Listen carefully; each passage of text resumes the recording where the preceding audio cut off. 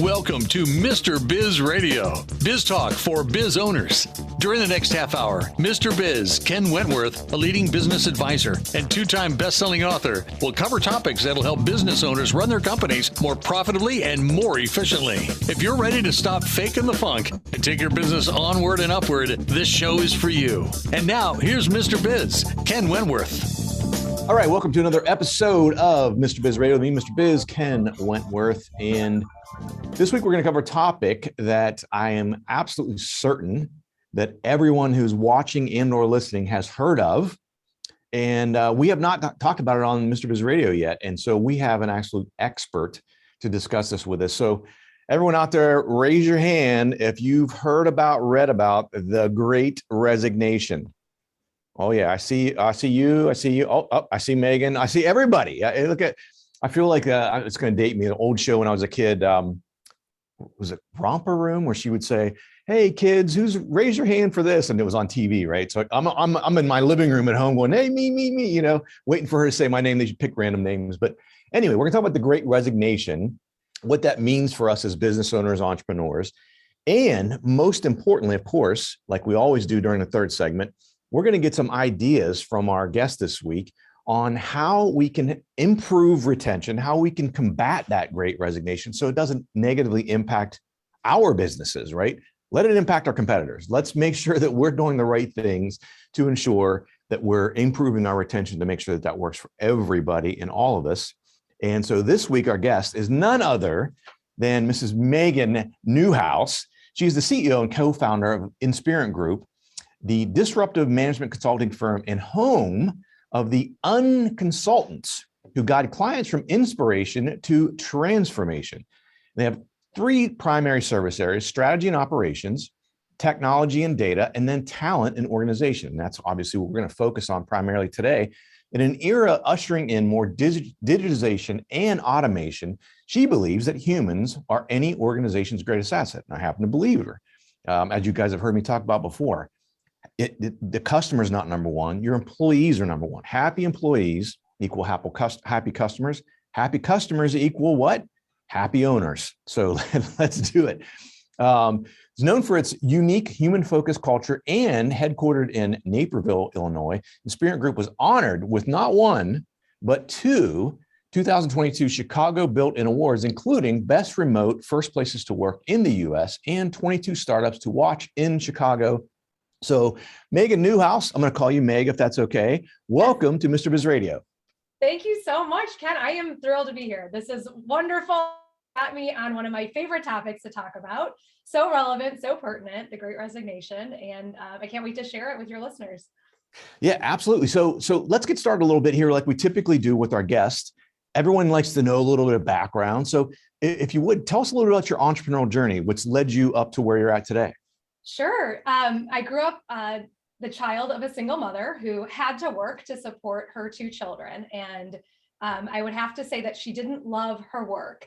And so from a young age, I was like, man, that stinks. Like mom has to get up every day, slog through her 8 to 10 hour day, make, minimum wage or whatever she was making at the time to put food on our table. And I'm like, it's gotta be better than that. I mean, she's spending so much time at this job. It's gotta be better than that. So I think that was ingrained in me at a very young age. Couple that with the fact that I've always loved people. People just fascinate me. I love the similarities between humans. I love the differences between humans. And so I've always just been really fascinated in hearing people's stories. I went to college at University of Illinois in Urbana-Champaign, and I majored in psychology with the full intent of being a practicing psychologist, having my own, clientele and having a clinic. And my sophomore year, I moved into the sorority house, and it was great. I happened to be a very good listener, so folks would come into my room and tell me everything that was going on with boys, school, parents, drama. And at the end of it, I was like, man, I was just like taking on all of that. I was like, I don't know if I could do this for a career, like listen to people telling you what's going on all the time. So thank God I had a good counselor at school, and he's like, well, have you heard of business psychology? I was like, what is that? Human resources. So he started opening my eyes to that. So that's where I ended up starting my career. I got my grad degree in instructional design. And so if you aren't familiar with that, that's adult learning programs. So I would create training programs. I started in technology. I'd say I grew up in technology. So I would turn ones and zeros into end user materials. If there was any sort of new technology that was being rolled out at our organization, whether it was created in-house or, for example, like moving from Lotus Notes to Outlook, I'd create the end user training materials for that. I did that for many years and I really enjoyed it. But in my late 20s, I got the bug for probably the title. I was chasing the title, I think, at that time. Which I'm not proud to admit, but it's true. And so I left this company that I really enjoyed working at and I'd kind of grown up at. And I went and started working for a big consulting firm. And it was, my husband joked with me, he's like, you're going from JV to varsity. I'm like, what do you mean? And I just did it. I did it the wrong way. Honestly, Ken, I should have done that right out of school, like most people do. Because I was, in my early 30s, had 2 young kids. And it really was like, oh, wow. Very, very busy, high demands. I went from working in an office to working remotely. And this was in 2012. So this is prior to everything we're seeing right now. And I didn't really fit in with the culture right away. It just wasn't a great fit. What I do appreciate about that time in my life is that one, it led me to where I am today, of course. And two, that's where I learned about this idea of having vendor partners or contract-based workers to help with work. So I was a full-timer, but I was working with contract-based workers. I was like, oh, I could do that. That seems to be really great. So with 2 young kids and a new house in the suburbs, I quit my full-time job at this great company and went out on my own. And that was company number 1 for me. So I did a small boutique learning and development consulting firm. It was just me. Sometimes I'd have some contract partners I'd work with to develop. It started as the technology training and I evolved into more leadership development, emerging leaders, executive coaching. And I did that for a while and I loved it. But I really missed a team. And so about 4 years into this, so we're looking at about 2016, I was like, man, I would love to join a startup and be in charge of their culture and help build their people. And, thinking back to my origin story with my mom, like create a place where people really enjoy coming to work. They wake up every day, like excited and invigorated, and they want to come and do good work.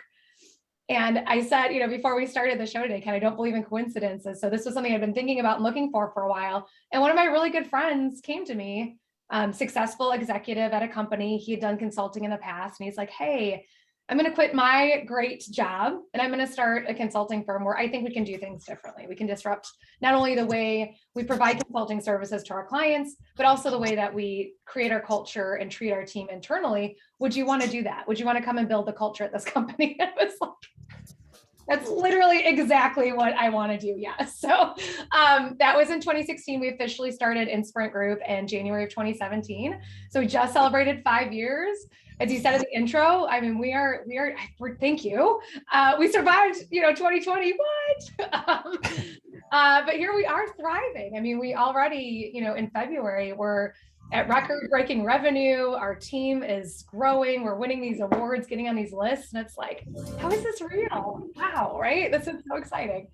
Yeah, so much to unpack there. Unfortunately, we got to hit a break here, but we'll come back after the break. We'll give the Mr. Biz tip of the week, and then we're going to dive into some of what Megan just shared with us on Mr. Biz Radio.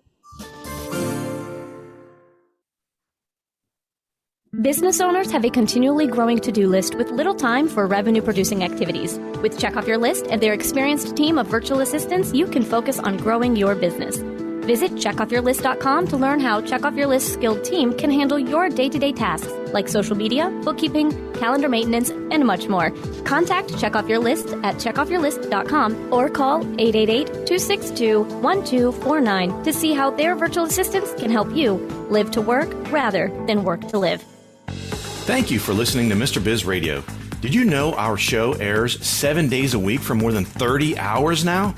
If you are in the B2B space and would like to reach thousands of business owners every week, including our more than 250,000 social media followers, our thousands of daily internet radio listeners, our email list fans, and Mr. Biz Solutions members, email us at info@mrbizsolutions.com to become a sponsor.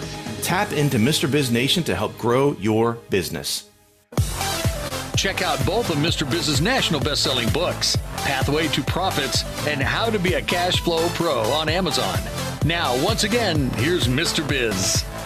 All right, welcome back to the show. And as I mentioned, it's time, as always, at the beginning of the second segment of the show for the Mr. Biz Tip of the Week. And this week's tip is, drum roll please, take the risk.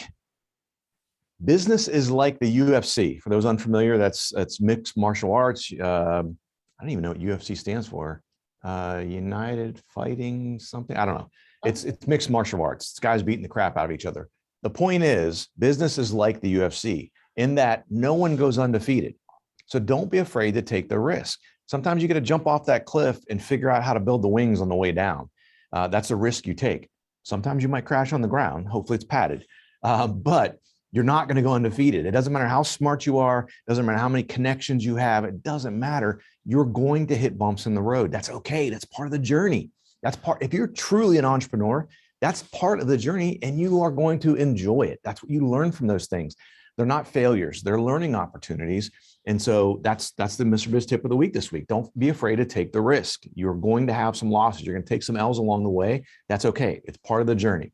So that is the Mr. Biz tip of the week. Let's get back into talking with this week's guest, Meg Newhouse. So Meg, look, I want to go back into just a little bit of your journey before we dive into talking more about the Great Resignation, this segment. But one of the things that I saw and I heard, I guess I should say, throughout your entrepreneurial journey is you mentioned it at the outset that you love people and you like dealing with people. And so obviously you kind of pushed all your chips in and said, I want to go into psychology initially, right?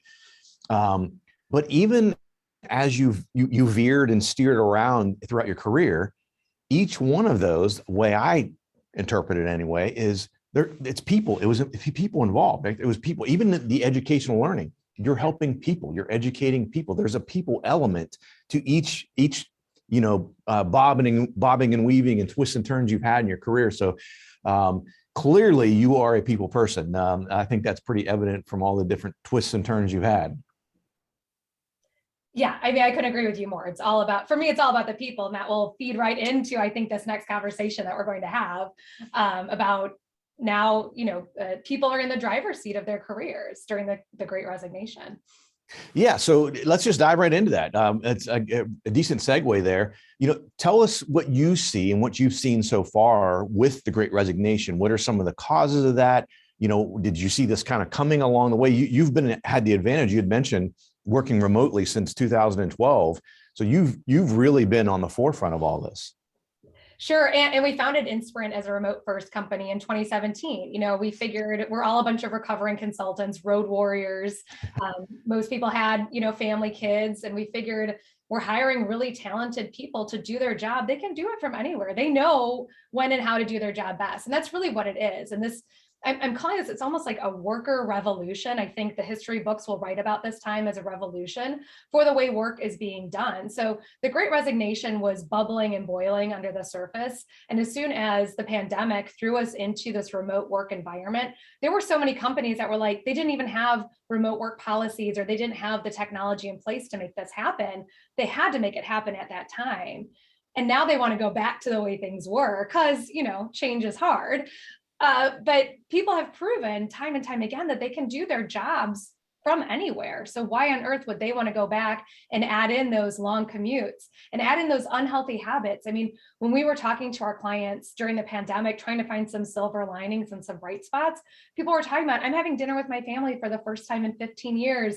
I've lost 20 pounds because I can prioritize how I eat and take a walk every day.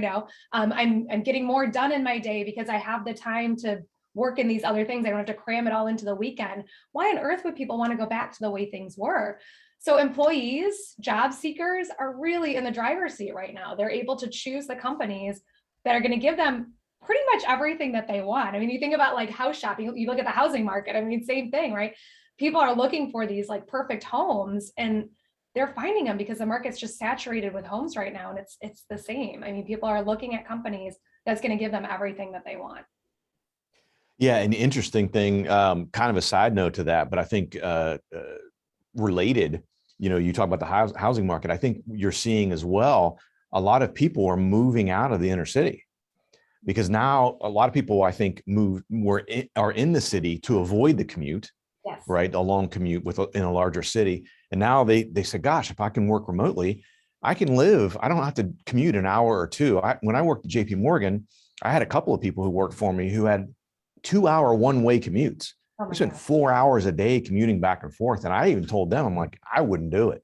Like, there's just no way. I mean, they were riding trains and things so they could do other things while they're doing it. But still, I look at that as 4 hours of semi-wasted time every day. So yeah, like you said, people get used to that and they go, I get it. I mean, holy crap, this is awesome. You know, you don't have the 2-hour commute home. You walk down the hallway, perhaps in your house to do dinner with your family, et cetera. And not having been able to do that maybe in the past, especially if you have a long commute, the quality of life just improves so much. It absolutely does. And what people have also been doing, Ken, during this time is they've been more reflective, you know, and they're really thinking about what matters to me, and do my values align with my company's values, or with my family's values and my company's values.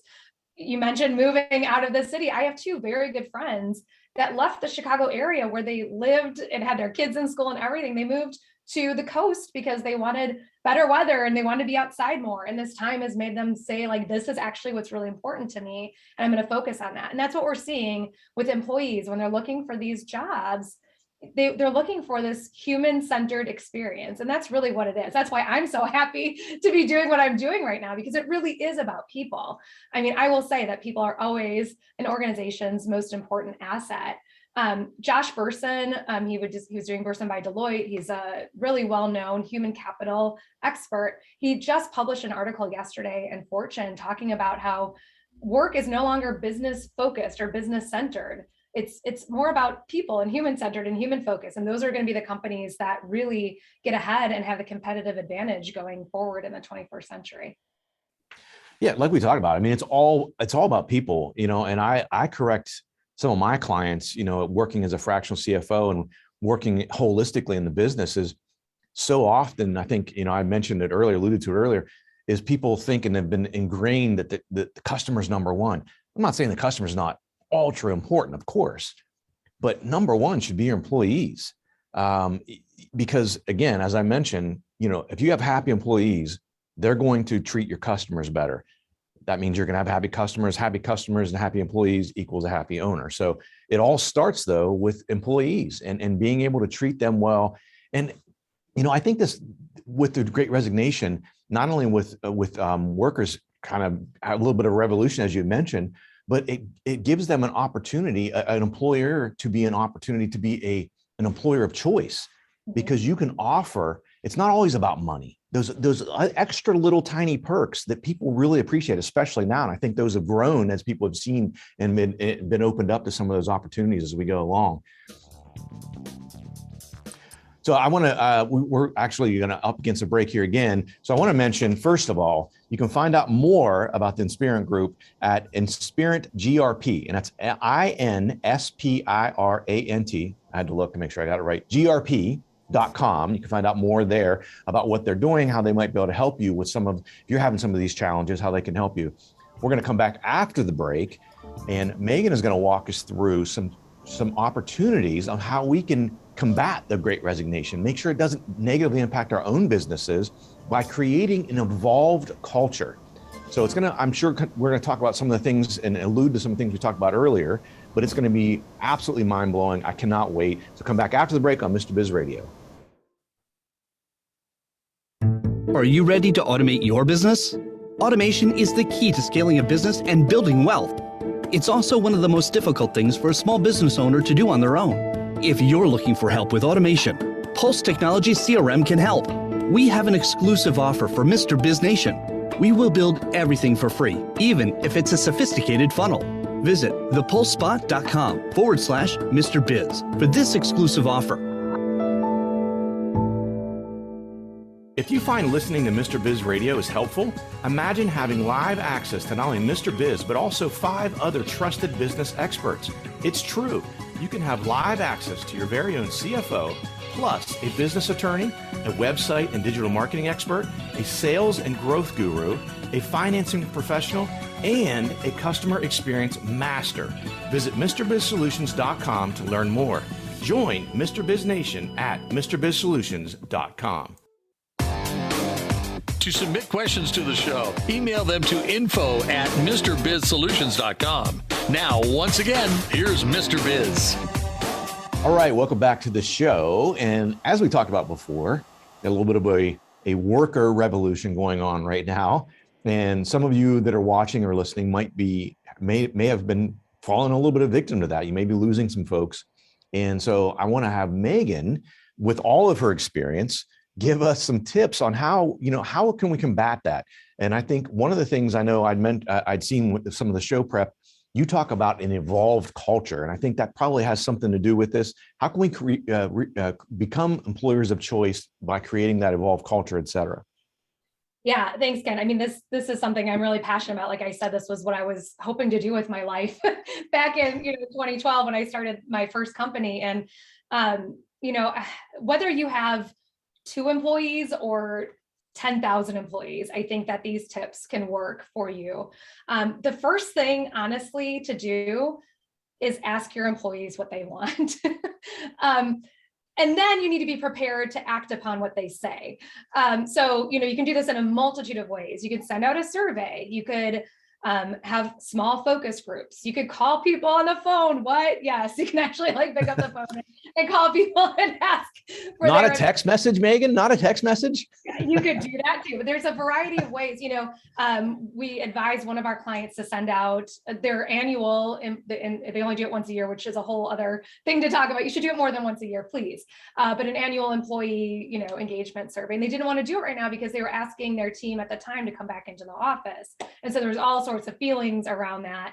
And they didn't want to send it out because they knew they get bad results back. And I'd say do that. Hear what people are saying, what's bothering them. Because if you don't ask and don't listen and then aren't prepared to act on it, people are going to hit the road.